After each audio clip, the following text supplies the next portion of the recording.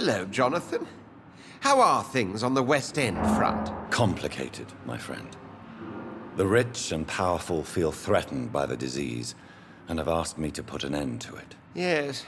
It is odd how resolving a crisis suddenly increases in urgency when it affects those who matter.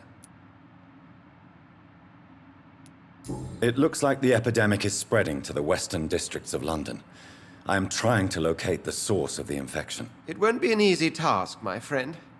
This disease is highly contagious.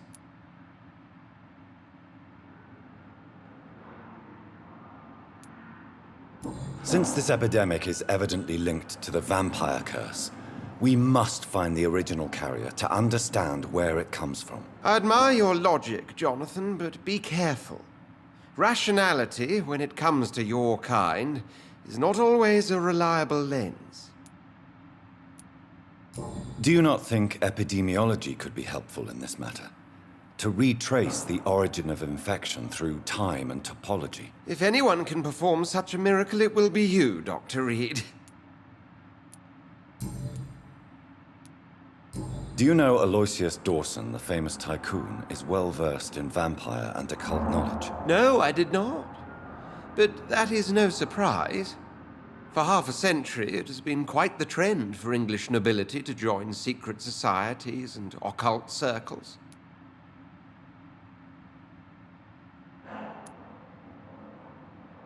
Did he contact the Brotherhood of St. Paul? Try to join your group? It would not surprise me, but I am certain he's never been a member. But Aloysius Dawson is only a rich merchant. Yes, richer than Croesus. Wealth is more respected than title these days, even in England. Does the Brotherhood of St. Paul know anything about the Ascalon Club? Well, I'm afraid that's unlikely. Ascalon is a sensitive topic, and whatever material the Brotherhood has, I may not have access to. Who could answer me then? Usher Talltree, our current primate, may be the only one able to answer you. He's a discreet man who lives in the West End. Thank you for your time, Edgar.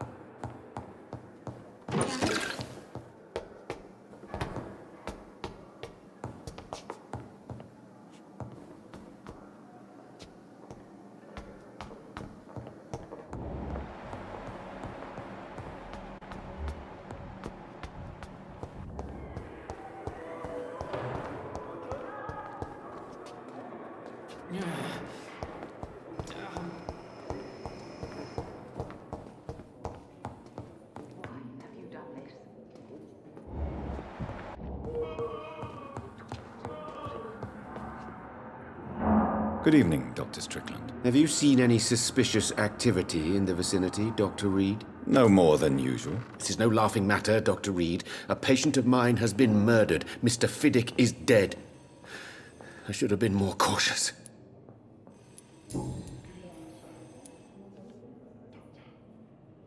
Why are you blaming yourself for the death of Mr. Fiddick? It is our fault.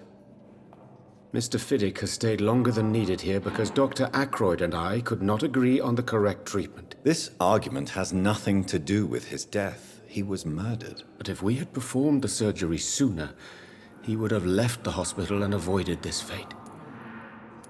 What is troubling you so much, Dr. Strickland?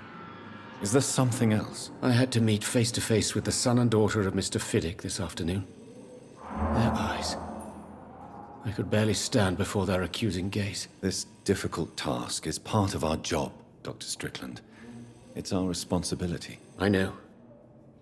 As I also know they'll never get the answer to the question they daren't ask. They were the embodiment of cold fatalism.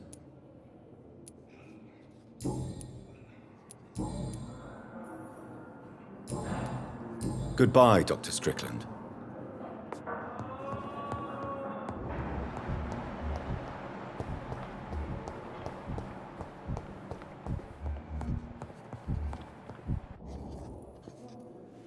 Good evening, Dr. Ackroyd. You're the last person that I want to see right now, Dr. Reid. I see that you are as friendly as ever. Are you really going to ask me why?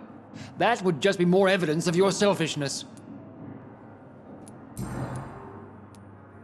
How do you think these recent events will affect the Pembroke Hospital? I am not blind. There is something strange about you and Dr. Swansea. One day you'll have to provide answers. Don't you think the epidemic is enough to deal with, without wasting time on insults and suspicions? Yes, the epidemic. Convenient, isn't it? Just like the war, really. Hundreds are already dying, so who cares about one more? You are troubled by the death of your patient. I understand. It is something that haunts everybody in our profession. Harvey Fiddick died inside these walls, under our watch. We failed him, all of us.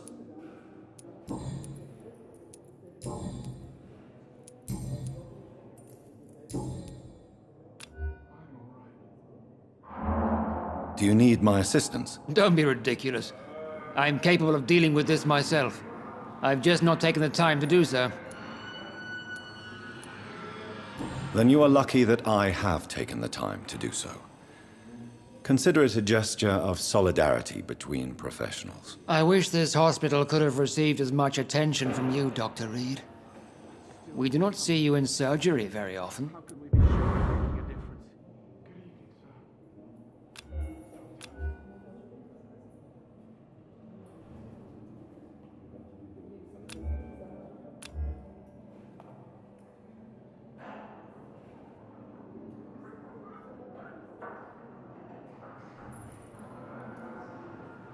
Thank you for your time. We'll talk later.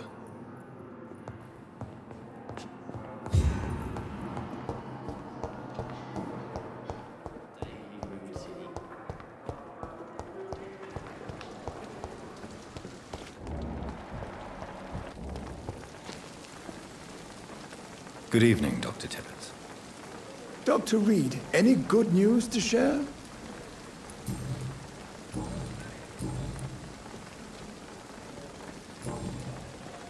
Goodbye, Dr. Tibbets.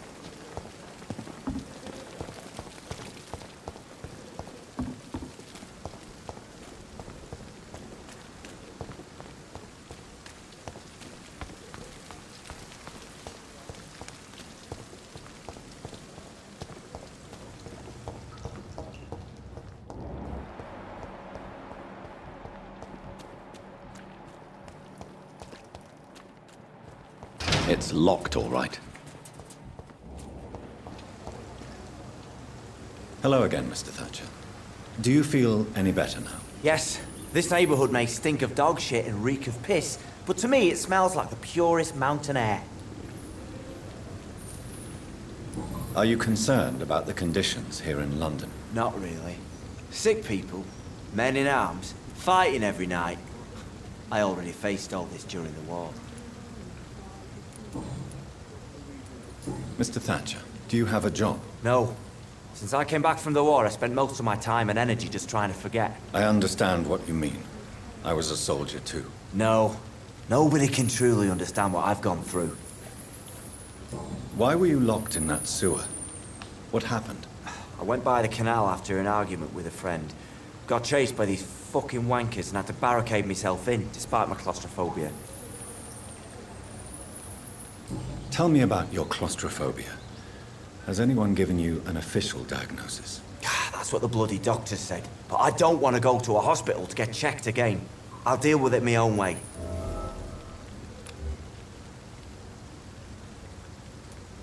Why did you run? What was the reason for your argument? Newton wanted me to go to a hospital, but I can't stand being closed in. Makes me feel like I'm suffocating.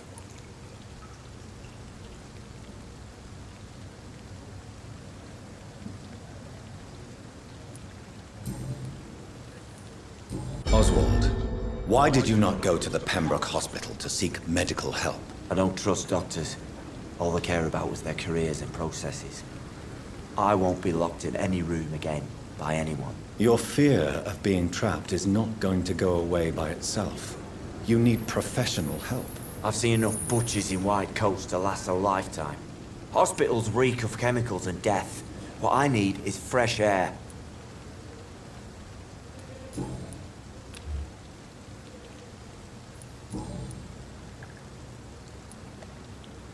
Do you want to talk about why you have this fear of being enclosed, Mr. Thatcher? No, I really don't.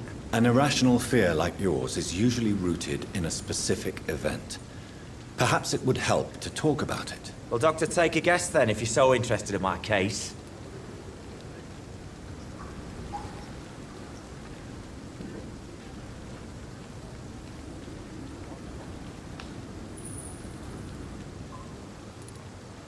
Perhaps you were trapped or locked in somewhere as a child.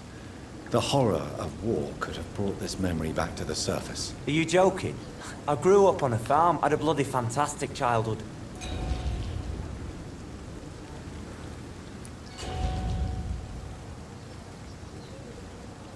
Tell me about your true feelings for Newton.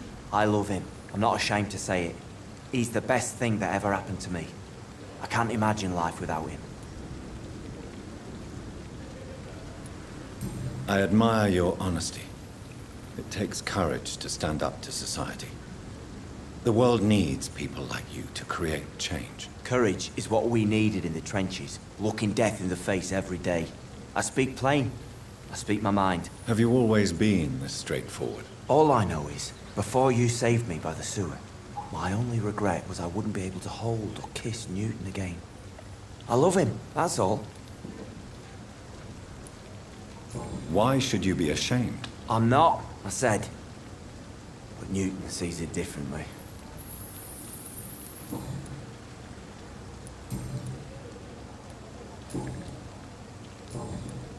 Goodbye, Mr. Thatcher. Try to take care of yourself.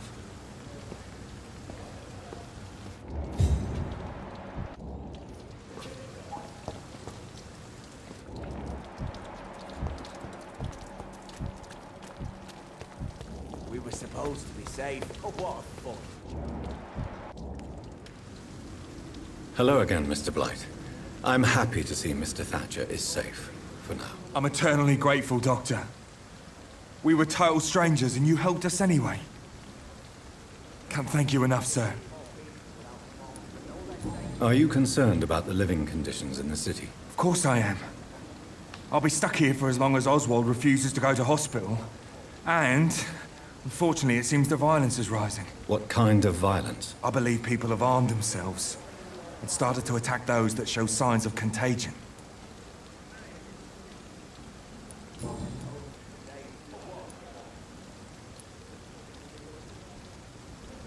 What can you tell me about the war, Mr. Blight? If you want to speak about it, of course. War was... well, you know, sir. The stench of death everywhere. Your mates lying bleeding in the mud. Just praying to make it through and get home. Bloody nightmare.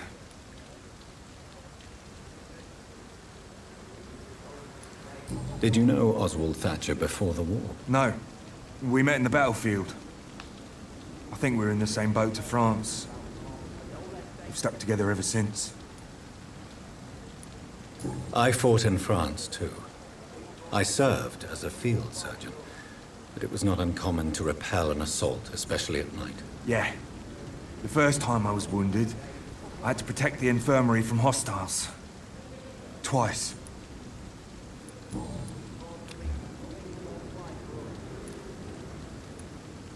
You are always welcome at the Pembroke Hospital. As a former officer, I'll be honored to welcome a fellow veteran. I'm not giving up on bringing Oswald back to the hospital. I just need to convince him that he needs some help. Perhaps he needs to reach that decision by himself. Could you speak to him? He doesn't usually listen to doctors, but perhaps because you've been through it, you can talk him round.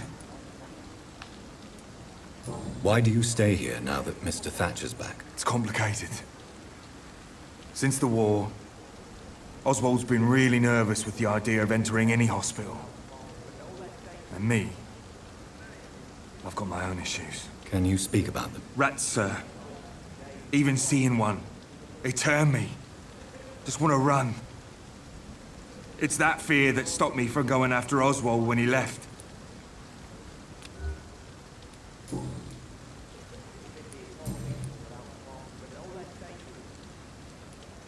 What caused your phobia of rats, Newton? It happened last year following an artillery attack. I was trapped for 2 days in a hole under 2 dead soldiers. And there were rats. Go on. It started eating me as soon as I dozed.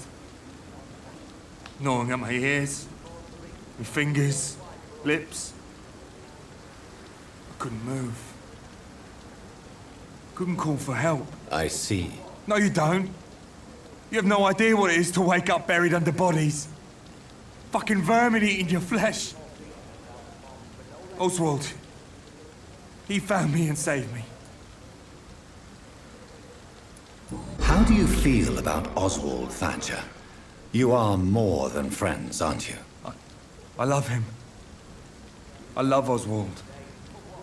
We knew we wouldn't survive the war without each other. But I am terrified, Doctor. What frightens you so much? What if people find out? Oswald says I'm ashamed, but it ain't that.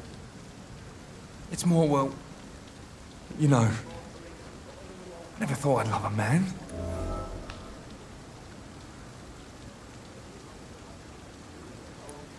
I won't say a word, Mr. Blight. Your secret is safe with me. I fought for my country and I survived. I saw my comrades die.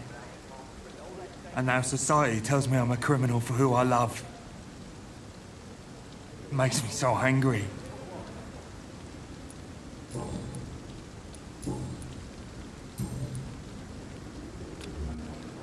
Do you need medical attention, sir? Afraid so.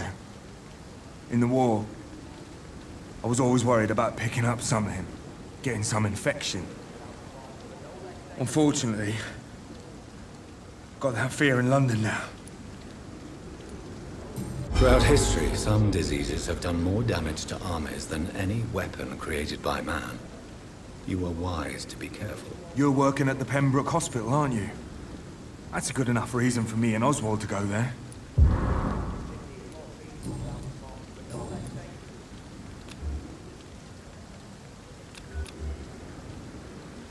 Goodbye, Mr. Blight. Take care of yourself. We were supposed to be safe. Oh, what a fucking joke. This city is more peaceful without the bombs, but no less dangerous.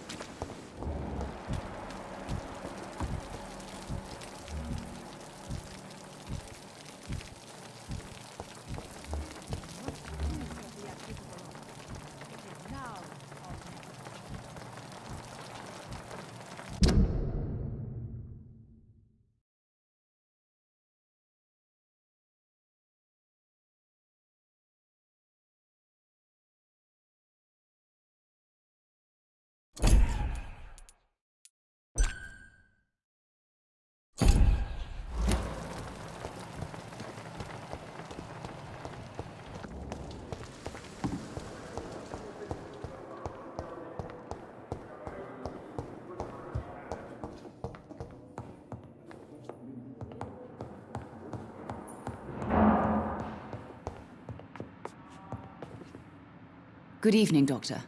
How is my son doing?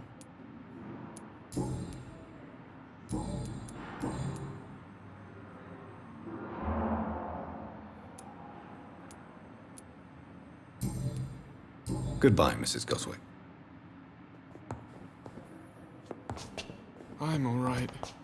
Don't waste your time with me.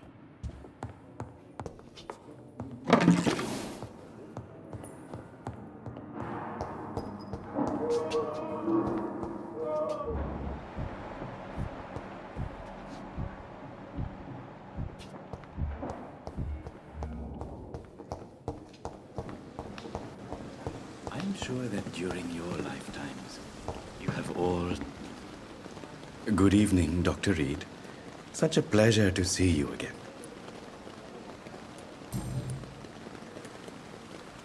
Tell me the truth about your appointment as a medic during the war, Rakesh. The regiment administration appointed me by mistake.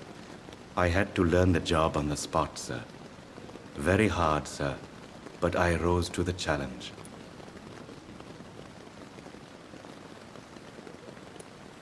You can't impersonate a doctor.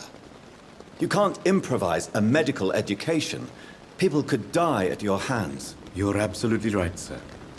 But as a field surgeon, it was more like being a butcher. Do you believe you have really helped these people? My ratings were within the averages of the regiment. I saved lives, Dr. Reid. Does that not say enough about triage and war surgery? Do you realize how many soldiers died because of that decision? You should have refused. Yes, sir. I swear I did, sir. But no one listened.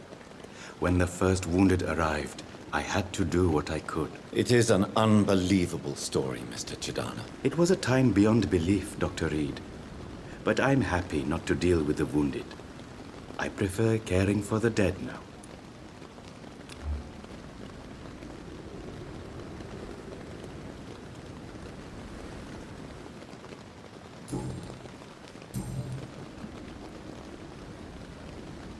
Goodbye, Mr. Chidana.